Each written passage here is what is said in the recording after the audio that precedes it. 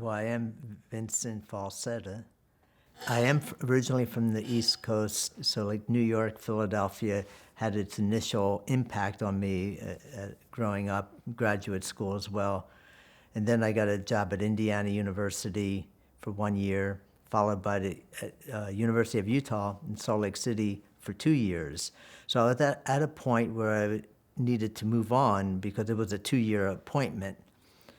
And so I was looking for a place that had an art world to it. New York, L.A., Texas. I included Texas. I wanted to find a place where artists looked at themselves in addition to looking to New York, looking to L.A., looking globally, but having enough state of mind of looking at themselves. Similar to like a football analogy. If you live in Dallas and you're like on a football team, yeah, you want that team to go to the Super Bowl. I wanted to, as a teacher and as an artist, I wanted to contribute to the Super Bowl of art from that area. And Texas had that for me. I mean, there were a number of people in Texas being important at that time. Vernon Fisher was one of them, George Green, Jim Malone, Ed Blackburn. There like a number of people contributing to like what I felt was a powerful team to be on.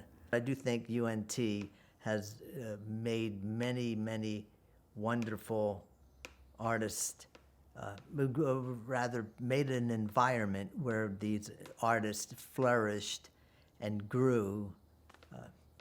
I mean, the credit goes to them, to the students, to the alumni, multiple generations of people, Jeff Elrod, Schautza Shia,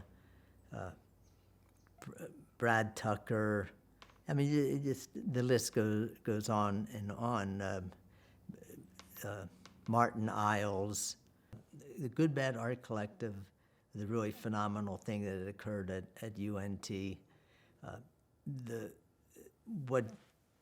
was such a fabulous group of people.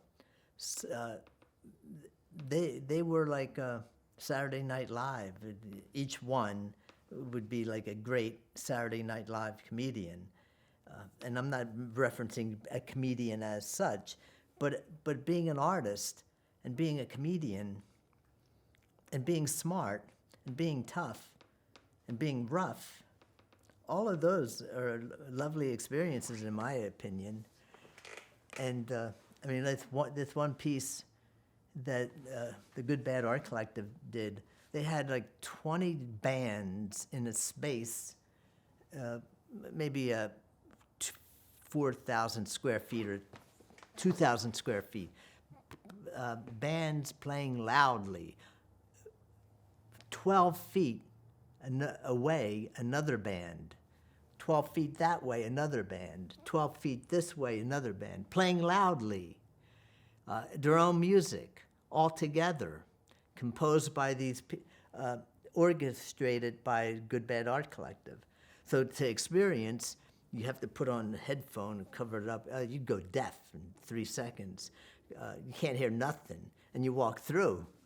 Imagine that as a work of art. The kick-ass stuff. It was really cool. The faculty would meet with the students one at a time. Vernon Fisher, Ed Blackburn, myself, Robert Jessup, Susan Cheel, Annette Lawrence, Matt Bourbon. The people would change a little bit, but the point would be we would be discussing a student's work with him or her, and Vernon would say something and make sense. Somebody else would say something perhaps the opposite and still make sense. And somebody else would say something leaning one way or the other, but still make sense. That was a beautiful part of teaching, to be able to bring in different points of view in Texas, there was a lot of representational art. The type of abstraction that I brought here was different, and I've been an abstract artist like the whole time. And I feel that I've contributed to the logic of what was going on. I can mention different names from different types of work that I think have all been part of the fabric of the art happening.